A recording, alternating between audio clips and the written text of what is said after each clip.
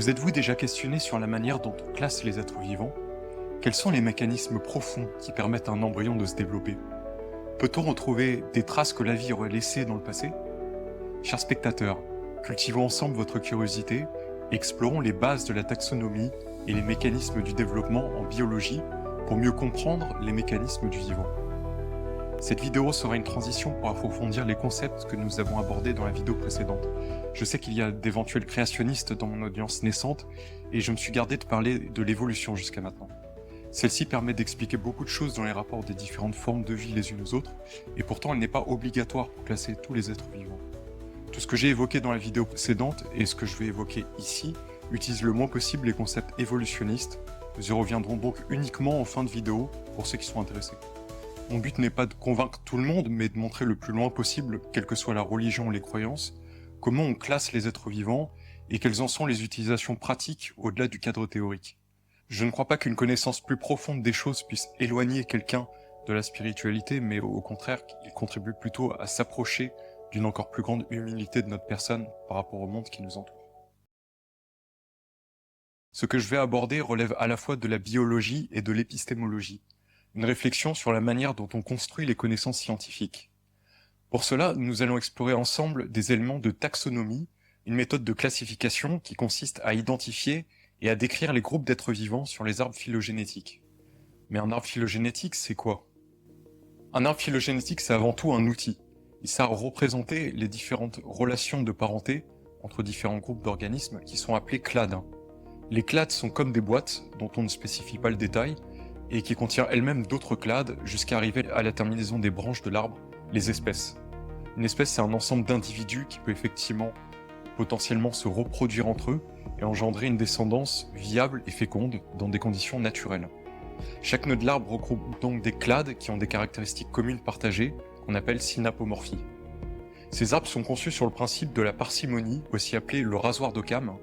L'explication la plus simple, qui repose sur le moins d'hypothèses, est généralement la meilleure. On va considérer un chien blanc, un chien noir et un ours noir.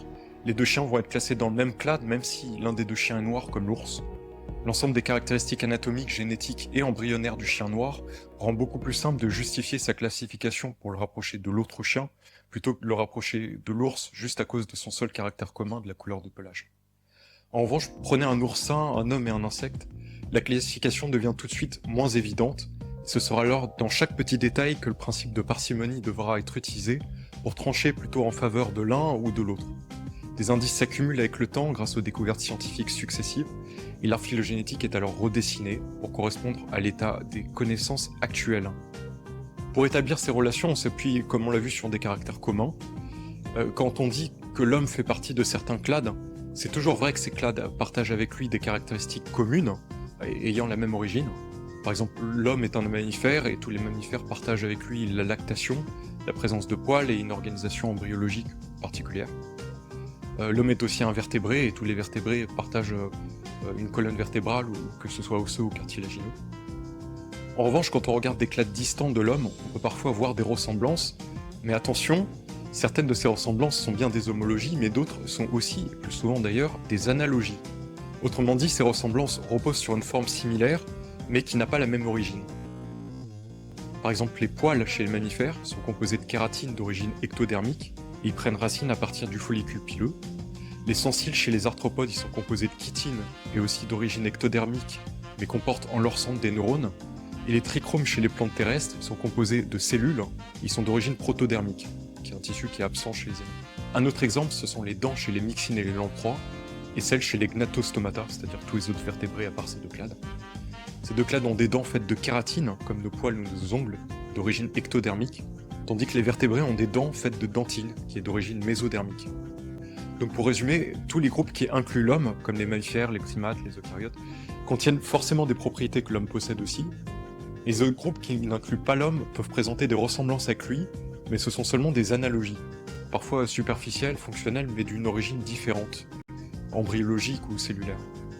C'est un outil que je continuerai d'ailleurs à utiliser dans mes vidéos parce que toutes les imbrications en poupées russes dans lesquelles se trouvent les humains, Homo sapiens, contiennent finalement des propriétés humaines qui sont partagées par d'autres clades.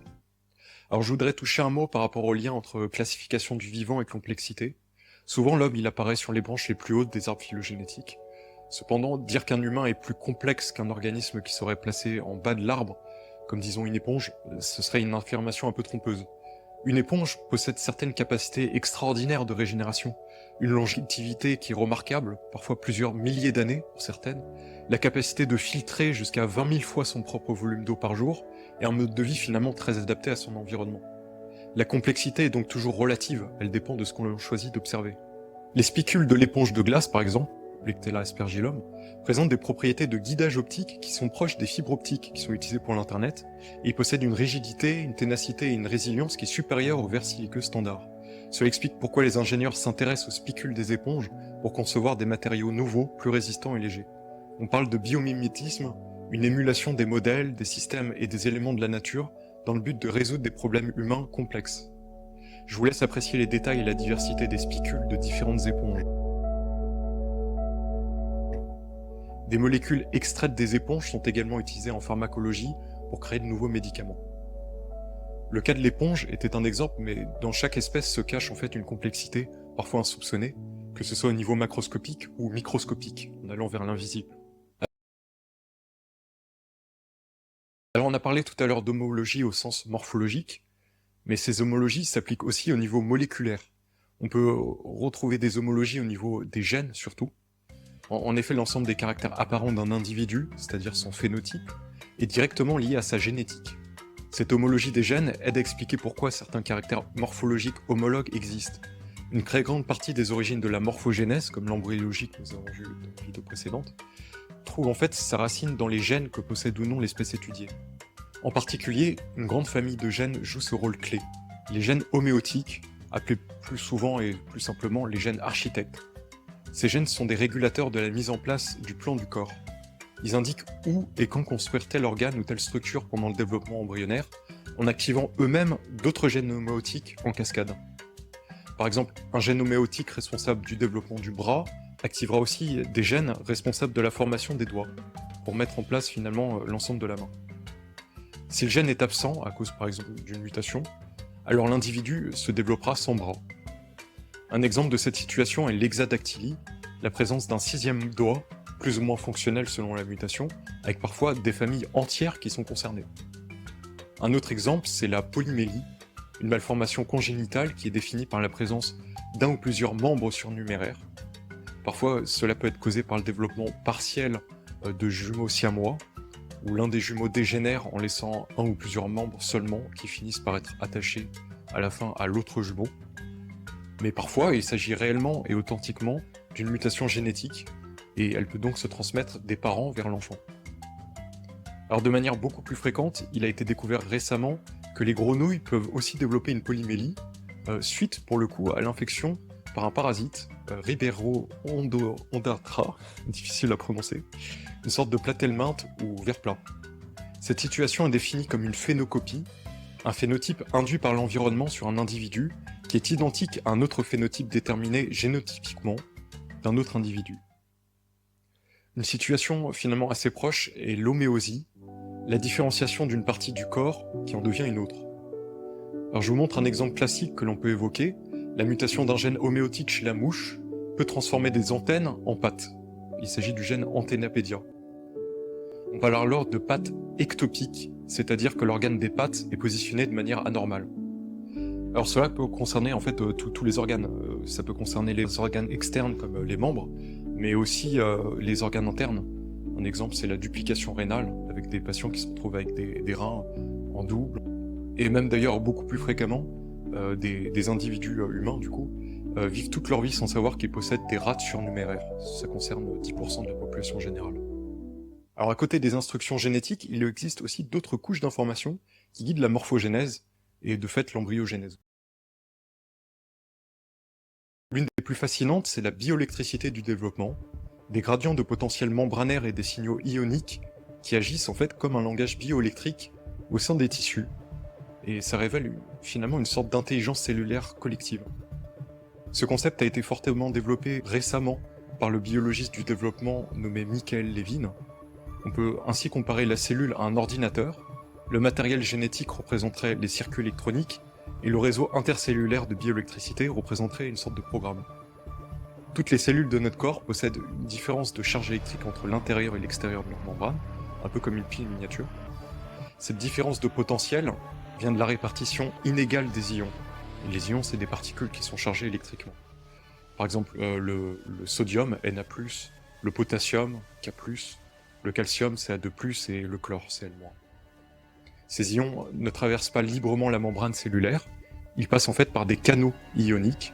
Ce sont des minuscules portes sélectives qui sont contrôlées par la cellule. Les canaux ioniques sont des protéines intégrées dans la membrane cellulaire. Soit ils peuvent être toujours ouverts, on parle de canaux de fuite, soit ils sont ouverts par un signal électrique, c'est-à-dire un voltage dépendant, soit ils sont ouverts par un signal chimique, on parle de ligands dépendants, comme les neurotransmetteurs, ou encore ils sont sensibles à une contrainte mécanique. Quand un canal s'ouvre, les ions passent selon leur gradient, c'est-à-dire en quelque sorte là où il y a moins de charges similaires, que ce soit plus ou moins, ce qui crée un courant ionique. C'est ce mouvement d'ions qui permet la transmission des signaux électriques, comme dans les neurones ou les cellules cardiaques, un peu comme ce qu'on a vu dans la vidéo précédente. Ces canaux ioniques créent un courant dans une seule cellule, mais une autre structure permet au courant de circuler d'une cellule à l'autre. Ce sont les jonctions communicantes intercellulaires, ou gap junction en anglais. Michael Levin et son équipe ont réalisé une expérience chez un autre type de verre plat qu'on appelle planaire. Le planaire a la propriété de pouvoir se régénérer complètement lorsqu'il est coupé. Par exemple, si on lui découpe la queue, il va faire repousser sa queue. Si on lui découpe sa tête, il va refaire pousser une nouvelle tête. Et il donne alors naissance à un nombre de clones qui dépend du nombre de fragments dans lequel on l'avait découpé. Par exemple, si on découpe son corps en 10 parties, il va y avoir 10 nouveaux vers qui vont bouger et faire leur vie.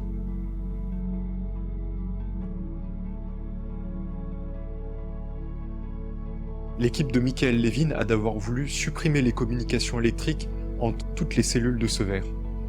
Donc ils ont d'abord mis les vers en contact avec des inhibiteurs des jonctions communicantes que nous venons de voir. Et puis ensuite, ils ont découpé les vers. De manière étonnante, ils sont alors aperçus que les vers ne se régénéraient plus correctement. En empêchant les cellules en fait de communiquer par ces jonctions communicantes, le programme d'organisation du corps de ces vers, qui était partagé entre toutes ces cellules par un signal bioélectrique, il pouvait alors plus se faire, et les individus avec 2 têtes et sans queue apparaissaient. Après avoir enlevé les inhibiteurs du verre, en ayant attendu un petit moment, ils sont aperçus que même sans inhibiteurs, les vers anormaux reconstituaient 2 têtes lorsqu'ils étaient eux-mêmes coupés. Un nouveau programme bioélectrique s'était alors probablement instauré dans l'ensemble des cellules de ces vers bicéphales. On peut donc imaginer un futur où la maîtrise de ces réseaux intercellulaires bioélectriques nous permettrait, pour d'autres organismes que des vers, peut-être des organismes plus complexes, comme des chiens, des chats, des hommes, de programmer des organismes pour se développer d'une manière particulière et ciblée. Imaginez la dextérité d'un homme qui aurait la présence de 1000 bras, comme la déesse Shiva.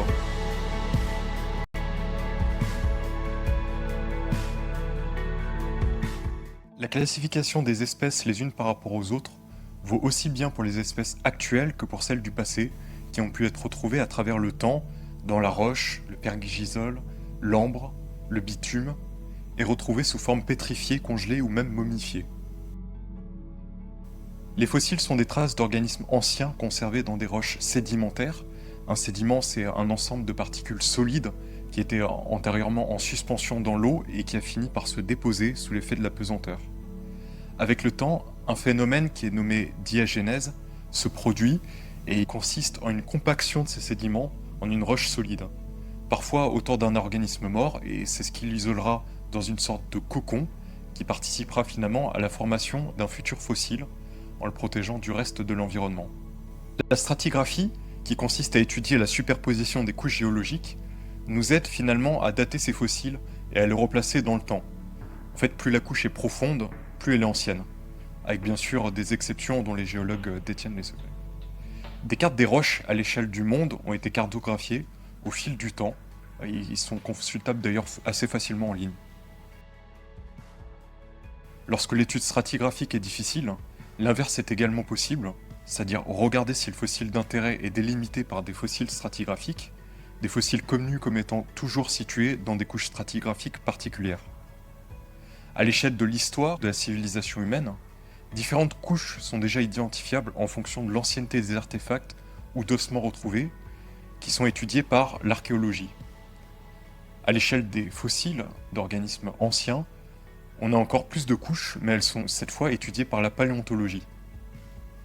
La plupart du temps, ce que retrouvent les paléontologues sont les restes des parties solides les plus résistantes, comme des os ou des coquilles.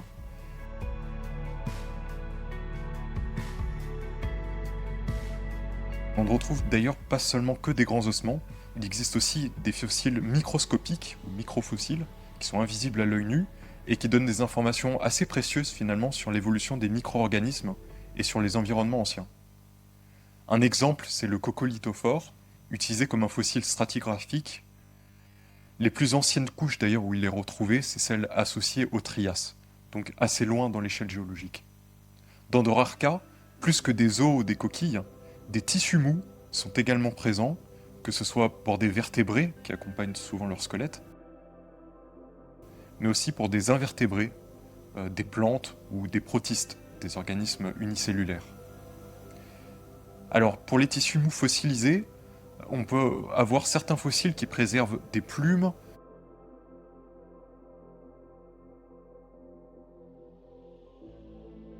de la peau ou des poils.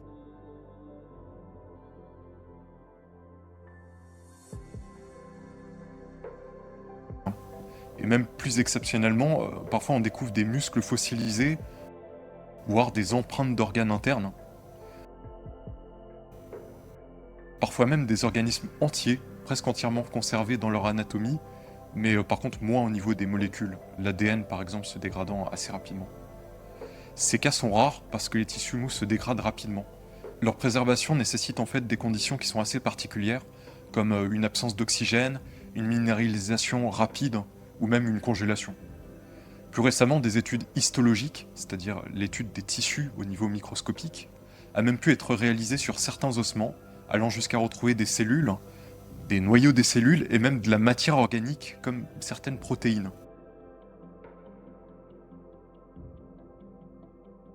On a vu des structures qui sont fossilisées, mais il existe aussi des formes indirectes de cette conservation.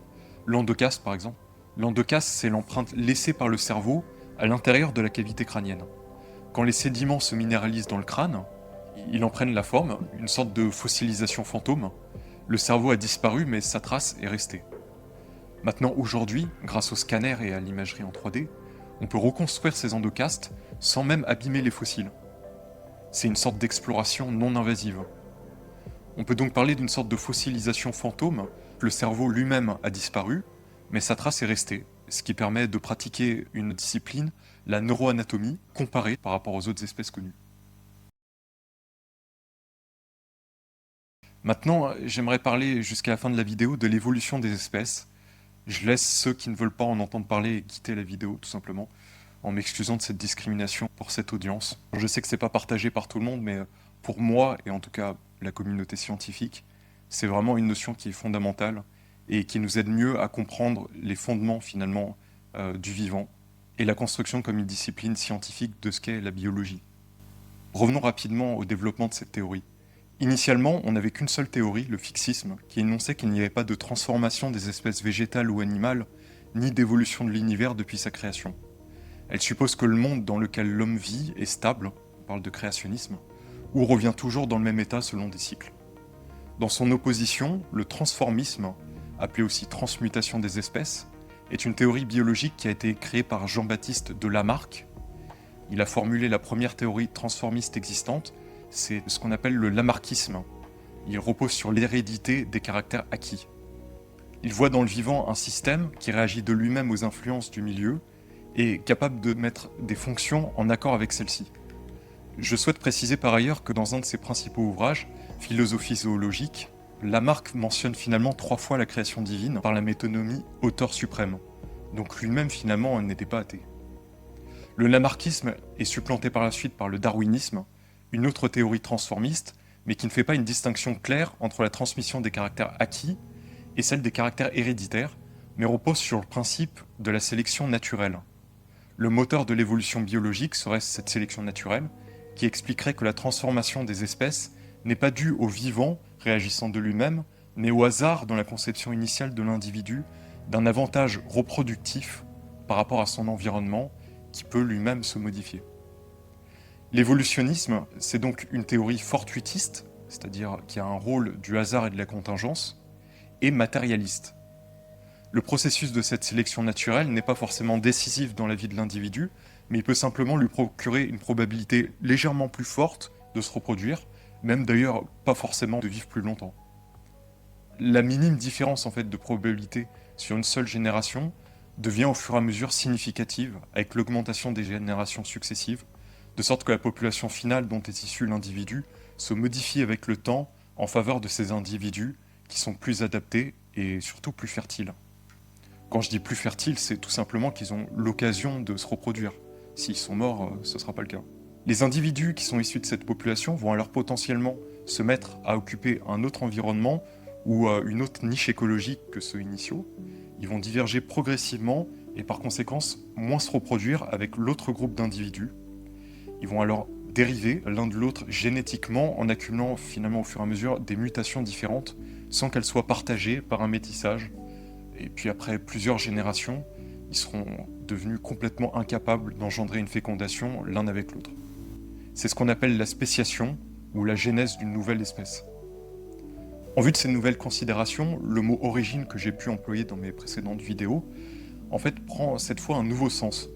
Les caractères qu'on observe dans un clade ne concernent finalement pas qu'une origine partagée par des caractères histologiques qui se seraient développés de manière commune au cours de l'embryologie, mais en fait il s'agit bien d'une filiation commune qui est partagée par toutes les espèces. Cette filiation, un peu comme un arbre généalogique, remonte alors à un ancêtre commun hypothétique qu'on nomme le plus ancien ancêtre commun, ou LUCA en anglais. Les nœuds que nous avons observés plus tôt dans les arbres phylogénétiques correspondent à chaque ancêtre commun hypothétique de ces clades. De là dérivent deux concepts très liés. Un groupe est dit paraphylétique quand il ne rassemble pas tous les descendants d'une espèce souche qu'il contient, et monophylétique s'il contient l'espèce souche dont descendent tous ses membres. Un groupe monophylétique est synonyme d'un clade, que nous avons vu un petit peu plus tôt. Nous avons aussi parlé des gènes précédemment. De la même manière, deux gènes sont dits homologues s'ils partagent une origine commune. L'étude de ces gènes et leur fonctionnement a donné naissance à un autre champ de recherche qu'on appelle EvoDevo, pour évolution du développement. L'EvoDevo s'intéresse à la façon dont des modifications dans les gènes, mais surtout dans leur régulation, quand, où et combien un gène s'exprime, produisent des changements morphologiques observés au cours de l'évolution. Souvent, ce n'est pas la protéine en elle-même qui change, mais la manière et le moment où elle est exprimée. Le rôle de l'étude des gènes homéotiques est crucial dans ce domaine, comme on a vu précédemment. Une autre chose importante que je voulais préciser, c'est que les arbres phylogénétiques ont aussi pu prendre, grâce à l'évolutionnisme, une dimension quantitative, en plus de la dimension qualitative de simple classification. Cela prend place par le principe de l'horloge moléculaire. Quelle que soit l'espèce, l'ADN accumule des mutations, un très grand nombre de fois à chaque seconde qui passe. Dans une seconde, peut-être, chacune des cellules de votre organisme vont acquérir des centaines et des centaines de mutations, qui seront en fait corrigées et réparées par la cellule.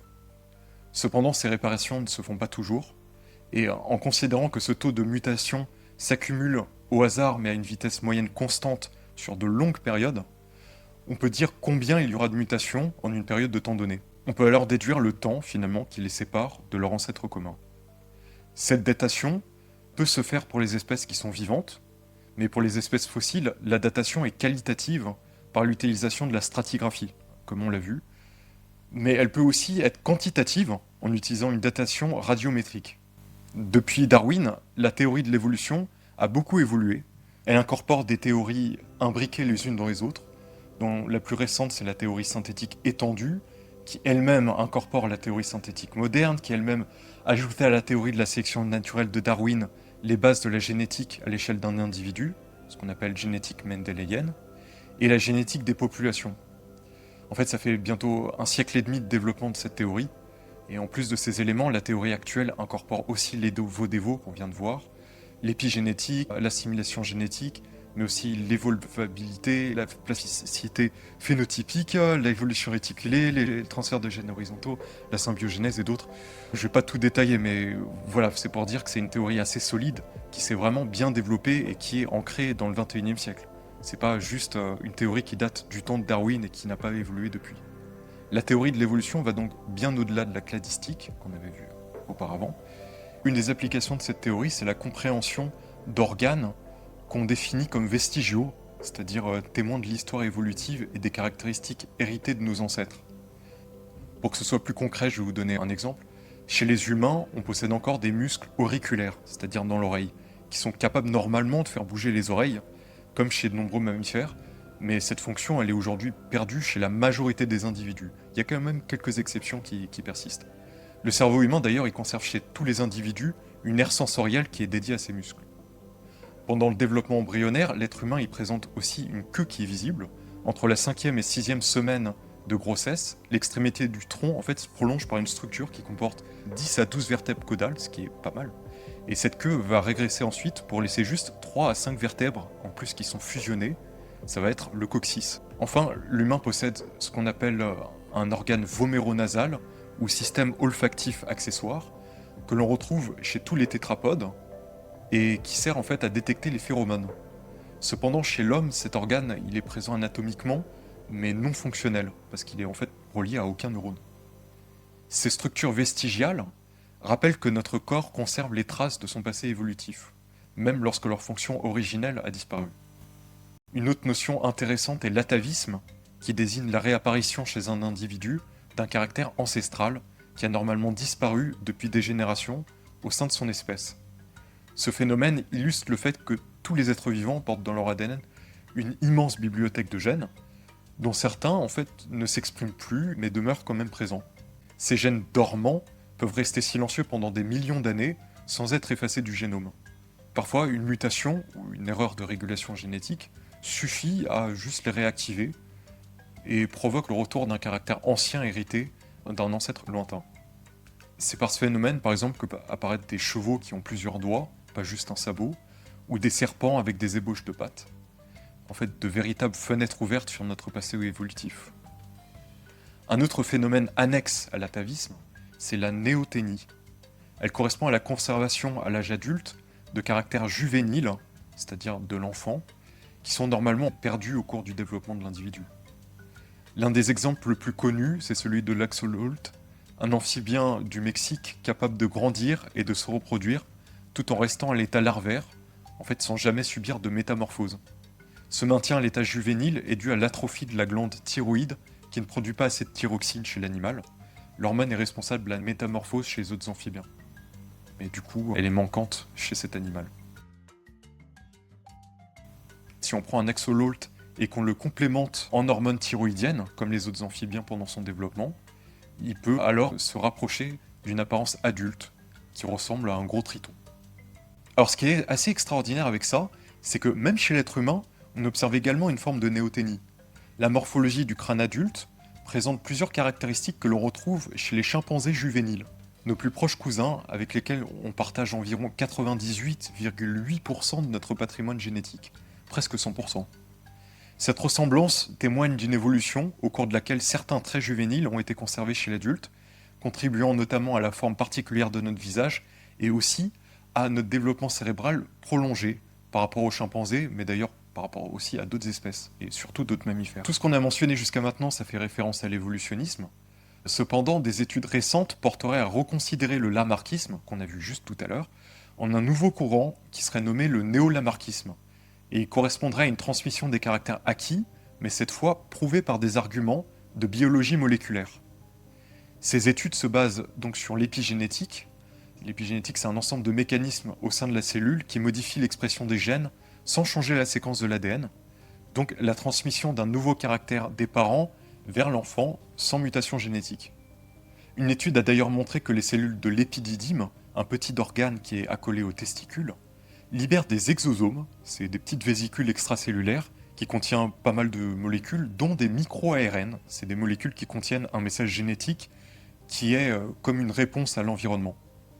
Ces exosomes, qui contiennent les micro-ARN, sont ensuite internalisés par le spermatozoïde et ils vont les transmettre après fécondation avec l'ovule à la cellule œuf.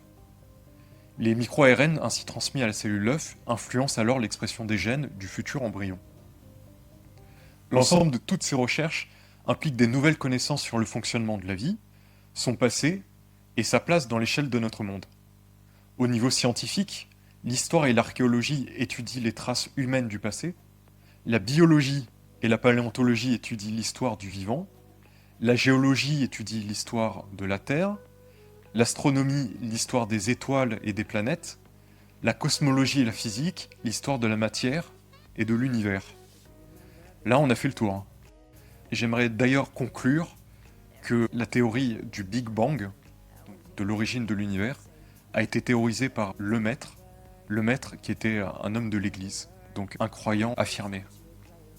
Il ne faudrait donc pas penser que religion et science soient incompatibles. Les convictions de l'un n'éloignent pas forcément de l'autre. Je vous remercie particulièrement d'avoir regardé cette vidéo et j'espère vous dire à bientôt pour la prochaine. I'm here for you, you know. Even if I'm not around, you can wake me up. I will try my best to make you feel alright.